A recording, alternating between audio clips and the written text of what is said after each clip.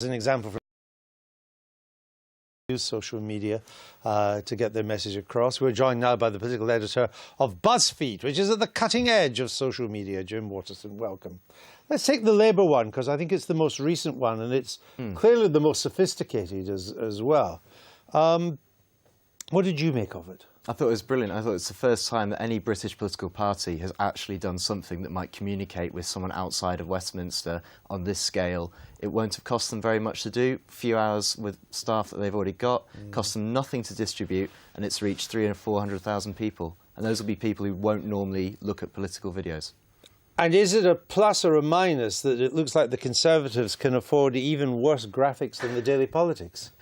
That was a pretty awful one. I think we probably would all agree. And I think even some people in CCHQ would probably agree with that as well. But I think they will up their game. They will come back with something better. The main thing they've got to do is just have a bit of humour. It's quite hard for politicians to just drop their guard and show a bit of self-deprecation and awareness. You know, that was a line about Ed Balls being controlled by Ed Miliband and predictions going wrong. I mean, that's of interest to about 10,000 people. It's never going to spread far. The Labour one got, the last time we looked, it got almost 440,000 hits, which is a lot for a political video. But, you know, when I see things that go viral, quite often they're not made to go viral, but they do go viral because people just like them. Can the parties pull this up? Can they make things that go viral? Yeah, there's definitely an art form to it, and the main one is just try and be funny. Try and drop your guard. The Labour one's not funny, though. It's rather serious. Well, it is quite funny. It's got pictures of... poignant, in fact. But there's also pictures of George Osborne eating a pasty and looking very, you know, unhappy with that. There are... certainly, the reaction was that people were finding it funny, whether or not it was laugh a minute. Here's the big question. I'd be interested to get your reaction to it. Let me ask our friend from BuzzFeed first of all.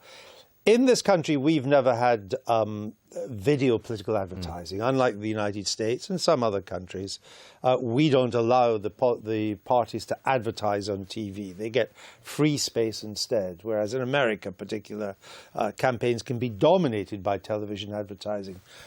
Will this, the fact that the parties can go round the existing broadcasters and go direct to the public, get round the broadcasting rules, is this the beginning of American-style advertising in British politics?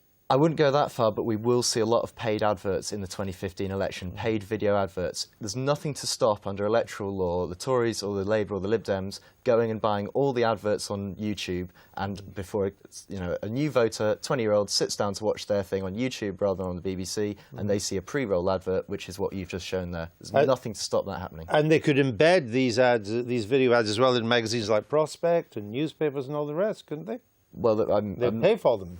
Well, they can pay for print ads in some respects already. Yes, but the video is much more powerful. Well, the video, I mean, the trick is, if something goes viral, the reason it's really powerful is your friends are recommending it. Yeah. Your friend on Facebook is saying, this is great. It's not like someone chucking a leaflet through your door and you going, oh, do I really have to pick that up? What do you make of this? Very watchable. Doesn't have that "you must see this, I'll pass it on" quality. Could be early days, though, couldn't it? It could be, in 400,000, as you said, in a pretty short time. No, but it is it's very watchable. But it is I don't want to say very British, but this really isn't American political advertising. That's not so far, but it is. It's true. But I would suggest that it's early days. The parties, first of all, they don't have a lot of expertise. Right, the techniques could be could take us that way, but the tone of it is actually rather marvellously. But they are going to start. Funny. They're going to do this sort of thing, and I would suggest that it's quite a short jump from doing this sort of thing once you get the in-house expertise to saying, hey, let's try some negative advertising. Let's try what works in America. What do you think? No, I'm sure.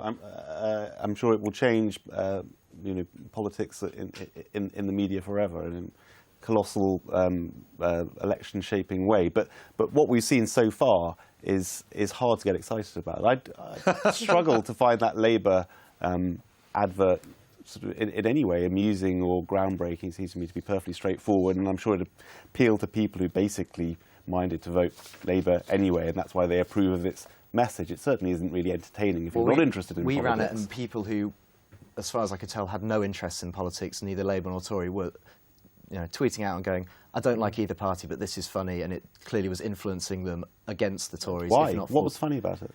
I don't know. You better ask them. But 400,000 people found it, so that's more than watch most current affairs shows. Well, they liked it. I mean, I agree with you. I don't think it's funny, but I think it's well made. It's quite slick by the standards of, well, compared to the Tory one. It's That was slightly funny. Actually. It was slightly fun, but it could have been funnier with better. It was kind of hit me in the head with a hammer funny. It wasn't subtle funny at all. Do the parties? First of all, people would have got this through Facebook, so they understand what's going on here. It's a Facebook anniversary. This is chimed to fit in with that.